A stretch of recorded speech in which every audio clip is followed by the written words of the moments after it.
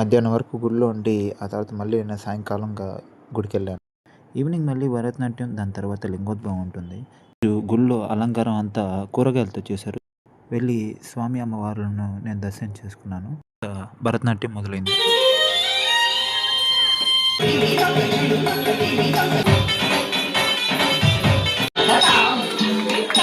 పిల్లలు చేస్తున్న భరతనాట్యం అందరికీ చాలా బాగా నచ్చింది.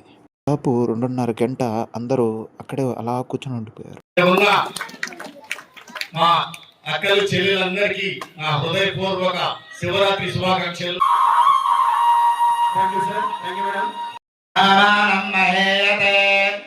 అనంతరం పెద్దలు పిల్లల్ని సత్కరించారు. ఇంట్లో ఉండి ఇండియా పాకిస్తాన్ మ్యాచ్ ఉందని అసలు మర్చిపోయాము. నైట్ జాగారం చేసేటప్పుడు అలా మ్యాచ్ హైలైట్స్ చూసాము. దానికి జాగారం మరియు ఉపవాసం ఈ హారత్తో అయితే మనకు పూర్తయిపోయింది. ఓం నమ శివాయ.